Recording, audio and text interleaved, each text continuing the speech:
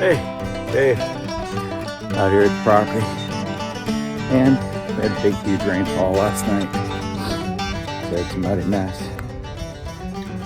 And I get in the mule, got it started up, let it warm up, walk down the shooting range, see how muddy it is. It's pretty muddy, but it didn't do too bad. I spread a lot of seed up in this area. They gave us a bag of grass seed when we bought our house, but I don't like the seed they gave, so to reseed our house, I used a fescue. And here I spread the stuff that they gave us up here by the camper and such, so hopefully it'll take. That grass will help absorb some of the water when it rains and keep it from drying out so fast. It was just part of the issues you run into. But anyways, let me show you what happened when I got out of the mule. So hold on a minute. All right, so I don't think that's supposed to happen. Yeah, the steering wheel pulled out. I'm like, what the heck? So I got the case off. And so here it is. So let me get on trying to fix it. Not really sure why it pulled out. Here's the section it pulled out from. Definitely in need of some oil. It's a little bit of cleaning. So we work on that, and I'll get back to you here in just a second. So for now, Dave out.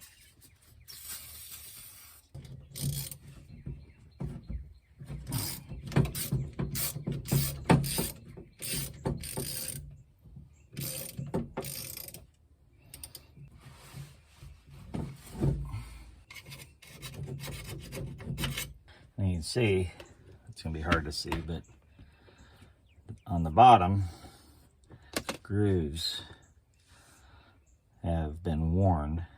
And so I think that's part of the issue. That's got a little rust in them. Maybe that bolt has got to come out. I do not know. Yep, that's the deal. That's the dealio. Well, seems to have done something. Oh, except to put it on upside down. Don't you hate it when you do something like that? Let me flip it over so it's not looking silly. Hey, my rusty, dusty old oil can out here. Liberally oil some of this stuff.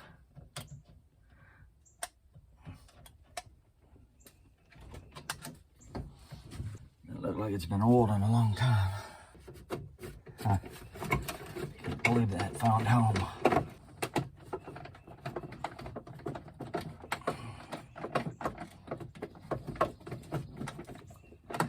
Well, that one found home.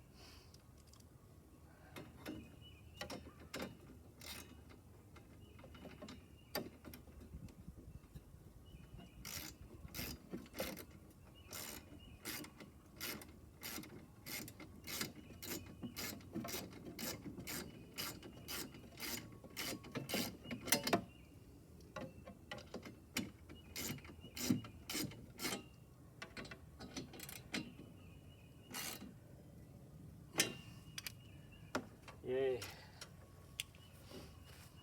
Well, that took a bit. So to access the battery, I have to lift up the seat. That's it. All right. Give it a whirl.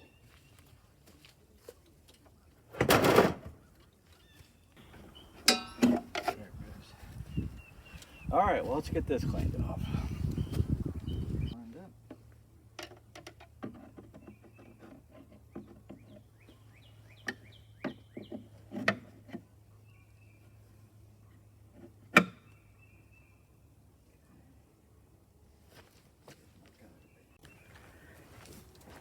All right, so I'm gonna use a couple zip ties just to temporarily put this up. I only use it a couple times a year, so I don't mind doing this. I spread the seed by hand. I don't use it for spreading seed. I do use it for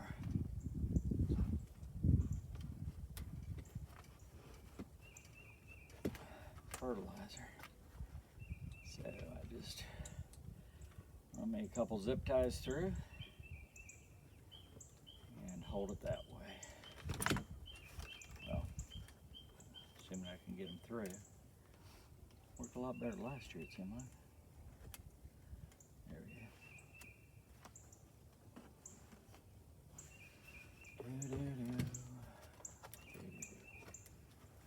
Okay.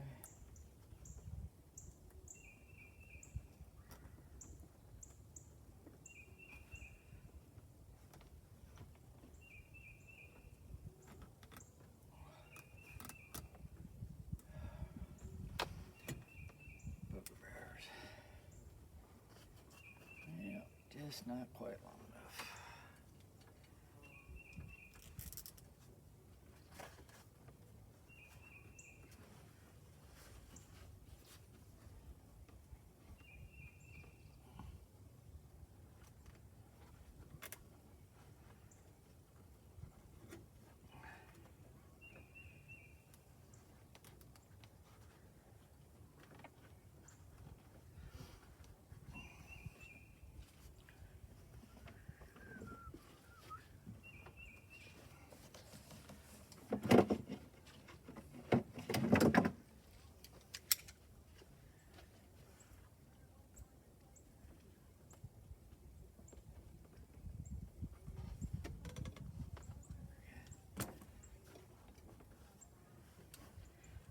All right, do one up on the top as well.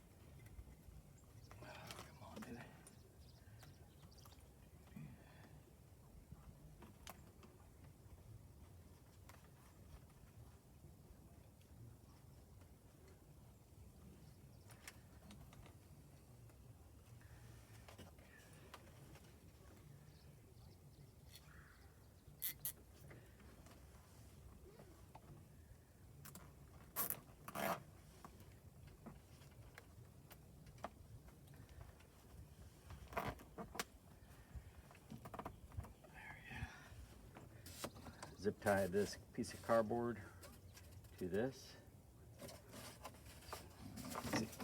right here so that it helps deflect the fertilizer, to try to keep the fertilizer off all the metal parts, especially my transmission. All right, so this is why I plan to fertilizing to be a whole day. And I knew I was going to have some issues because when I moved the things around in the shed, so I moved the spreader and it had water in it. And of course, every place that was touching the water is where I got the corrosion issues. I paid for it a little bit. So I knew it'd take some time, but I always plan on a day for fertilizing anyway, because my UTV is old and you just never know how things are gonna turn out. So let me turn you around and we're gonna talk about fertilizer in a minute. All right, so I'm gonna use just a standard all-purpose fertilizer. It's 13-13-13, so nothing special about it. You're like, Dave, what you doing? Why would you do that? And so when I last spring I had the soil here tested, and I was significantly below needed levels for, you know, good growth in all three of the nitrogen, phosphate, and potash. Or I think potash also is like potassium, but well, potash. So because of that, so the strategy I take is to spring and fall, put down a generic fertilizer, and then in the fall I'll cut in and disc in all the growth from over the summer into the plot, so it's a natural fertilizer, and I do that. So it's those things. I know, you know, it's going to take some time to build up good usable soil, and so just using all-purpose has always worked okay for me. The biggest impact is if you put it down, you don't get enough rain for it to soak in. That's always been an issue. I could go to a co-op and have them formulate a fertilizer for me, and the place that did the seed test for me, or the